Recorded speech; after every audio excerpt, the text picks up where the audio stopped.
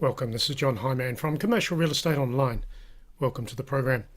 This is another video in the series of how to manage a shopping centre. In the earlier videos I covered off on the main points of this matrix, all 26 of them, to give you a checklist to start to build your shopping centre management plan. So this is the third in the series. The first video was the basic matrix. The second in the series was the upcoming vacancies, where I covered these particular issues.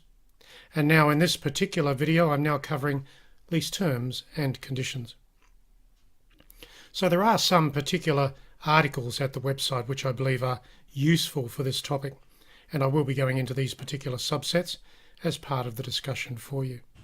But in looking at the particular articles, I've put them here for you. Number one is creating a high-level needs analysis with shopping centre leasing and tenant mix assessments. Of course, if you are leasing a shopping centre, you do need to have a plan relative to the tenant mix, and of course that will be impacted and impacting the tenant lease terms and conditions in each case. So this is worth reading, and you can get the article there and print it, and there are some sub-points for you there to review. There's also another article which I'm attaching to this particular matrix today, ways of conveniently locating and qualifying retail shopping centre tenants. So you want to choose the right tenants for the shopping centre, the demographics, and of course the premises. And this particular article takes you into those things. And again, there are a checklist of ideas there for you to create your own matrix from. The last article in this subset is 12 proven strategies for tenant management and optimization in commercial office buildings, which can of course also apply to retail shopping centres. So in this article, there are many tenant management and planning issues and control issues as part of that topic, and you can print it from the website. And the website, by the way, if you haven't visited us before, is commercial-realestate-training.com. So let's get into this topic here today. So we have all of these subset issues here for you, and I'll take you into them in some detail, and of course you can build on these topics relative to lease terms and conditions. So think about it, a shopping centre. You have a landlord, perhaps your client, and then you have many tenants in occupancy. Each tenant, each tenancy, each premises within the shopping centre will have unique lease terms and conditions. And that's where these items need to be reviewed and understood. Of course, there may be other issues in leases for you to review and understand as well, but these will be the start of a checklist approach for that for you. Let's go into the first topic, and that is critical dates. So critical dates, what are they? They are the lease dates from the lease relating to important things within the lease document. Normally speaking, they are compliance issues, they are expiry issues, usually something geared to options if there are options, outgoings notices to be served by the landlord to the tenant, outgoings recoveries and audits by the landlord to the tenant, and rent review processes. Now in saying all of that, there are other critical dates, and they can just about be anything subject to what the relationship will be of the tenant to the property and the tenant to the landlord. So look for critical dates, look for the things that have to occur during occupancy throughout the lease term, and put them into some form of diary bring-up system in your real estate business. So there is an article which gears to this subset, critical dates. The article again at the website is Watch for Critical Dates and Lease Issues in Commercial Real Estate. And what I've done here in this article is put down the most common types of critical dates that you should be looking for. Again, you can print the article from the website. No problem there at all. Or even better, you can join the community and get a lot of this stuff sent to you free. So let's go further and go into the next topic, which is incentive terms. So the incentives in leases will be many different things. These are the most common: cash, discounted rent, a fit out, perhaps fit out monies, a rent-free period, and also some timing and completion issues. That suggests that an incentive applies for a period of time and will be completed after a period of time. So understand the incentives for what they are in the particular relationship with that landlord and a single tenant, and then document the issues of incentive get the documentation to support the incentive so you understand when it starts, stops, and how it changes. And of course, the incentive could impact the cash flow for the property for the landlord over time. And there may be documents, and there will be documents that support the incentive. So it may not just be the lease, there may be something else there that supports the incentive as some supplementary deed or agreement. So ask for the documents relative to the incentives and how they will be used and enforced. Let's go further and let's go to insurances. So in a lease there will be insurance issues which allow for the way in which the property is occupied and used. So it's all about risk containment. And of course the fact of the tenant in business will have some application on the property, and that will have some impact on how insurances are structured, renewed and covered. There'll be a timing issue relating to insurances, and you will need to make sure that the certificates of currency are sourced each year from the tenant for the landlord. The landlord themselves will have some form of insurance as well to think about. So the insurances allow for property occupation and operation. So let's go further into the next topic, which will be landlord compliances. As the name suggests, the landlord needs to comply with certain things under the terms of the lease, and that would be true. Of course, those things that are needed to be complied with may be special and unique to the property design, tenant occupancy, all sorts of things. So read the lease, understand it for what it is. Look for the occupancy conditions that apply to the landlord and what they need to do to ensure that those occupancy conditions are comfortable and ongoing. And of course, look at any notice requirements from the landlord to the tenant regards compliance. So let's go further. Notices served. How are notices served under the terms of the lease? There's the lease there. How are notices served? The lease will usually give some solid information regards how notices are served between the landlord and the tenant, or vice versa. There'll be dates to think about, what the landlord needs to do in serving notices. There'll be a lease reference or references subject to the clauses and conditions from the lease. There'll be some legality issues to think about in serving the notice. In other words, the notices need to be served correctly and legally. And responses are usually required from notices served under the lease. And of course, the tenant will have some obligation when notices are served. Going a bit further, option, conditions and timing within the lease. Now, options are not always existing in a lease arrangement between a tenant and a landlord. However, look for it. It may be there, it may not. So if an option does exist, there'll be a form of notice, if there is an option. And there'll be legalities as to how those options need to be enforced or implemented, subject to your property location, country, state, town or city. And in retail, certainly the options need to be exercised in a particular way. There are certain rules in many countries, states and towns relating to how options need to be enforced or be made available between the tenant and the landlord. So refer to your laws relating to retail shopping centres and lease occupancy. Understand the timing of a notice, the timing of a reply. A point here that I did put in the matrix worth mentioning is that in large shopping centres, it's not unusual to not provide an option to a tenant. In other words, it's an initial lease of maybe 3, 5, 10 years, whatever, but there's no option there. And that's because the landlord in the larger shopping centres typically likes to retain control of the tenancy mix over time, and options don't allow the landlord to do that.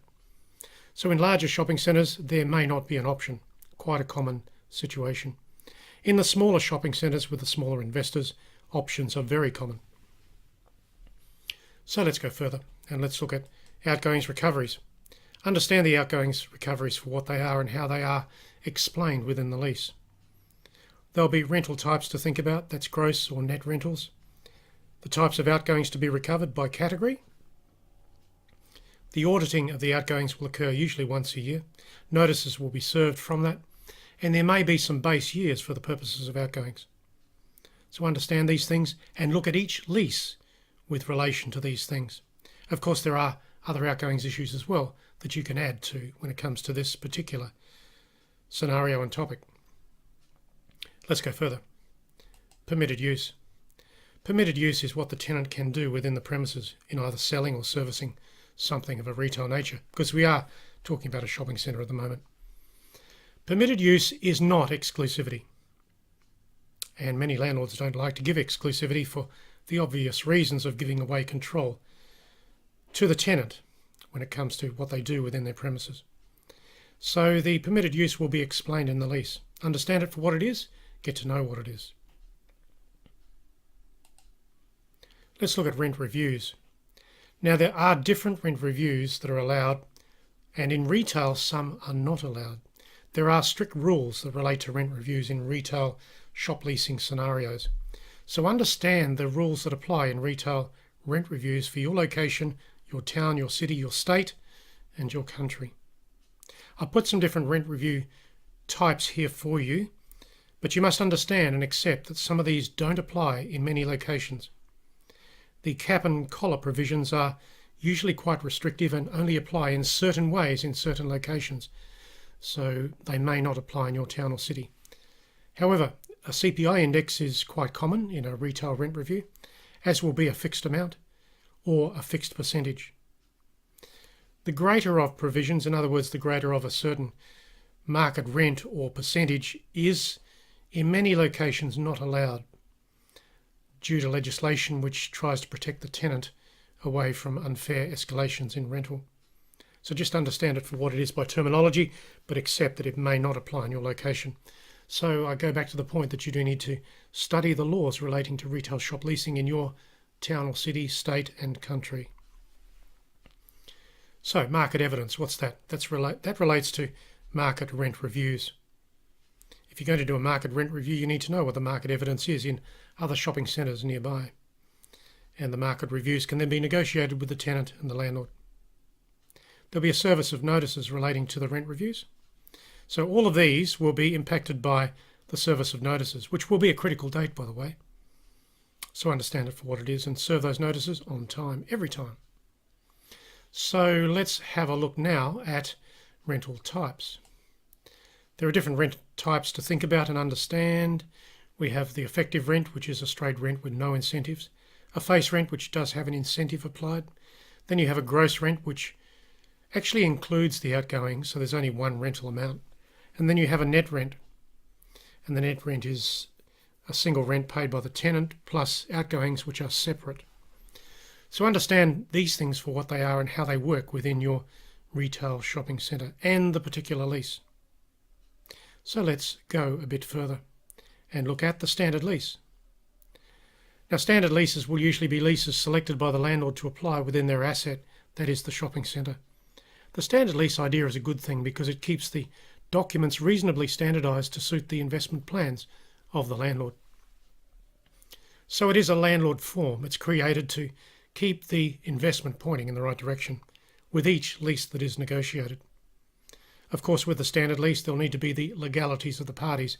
In other words, the tenant needs to exist as a true legal entity. It's as part of the lease negotiation. I go back to this point that I mentioned earlier. Ensure that you understand the retail shop leasing laws that apply in your town, city, state and country. If in any doubt, do not negotiate anything when it comes to retail shop leasing. You must understand the retail shop lease laws that apply in your location and implement them appropriately and directly. The threat of legal action in our industry is quite large, so don't make mistakes. Now, within retail shop leasing, the service of documents and disclosures is part of putting the lease in place. So the standard lease and the documents that go with it should be served correctly given the retail shop lease strategy and structure. And of course the documents, when they are served correctly, need to be signed by the parties legally. So my suggestion here is that under the lease terms and conditions, which is the category we're working through, the standard lease needs to be accurate, legal and up to date. So you need to review every lease that you have in that retail shopping centre. So the last point here, the last point in this matrix, is tenant compliances. The suggestion is that every tenant will have their lease, and within their lease will be compliance issues. So if you have a large shopping centre with 50 or 60 tenants, you need to understand every lease as it relates to compliances. So that will include the lease terms and conditions being reviewed comprehensively. It will also involve the default provisions under the lease. In other words, if someone breaks the rules, doesn't comply, does the wrong thing, then the default provisions of the lease will activate. What are they? How do they work? You need to know that.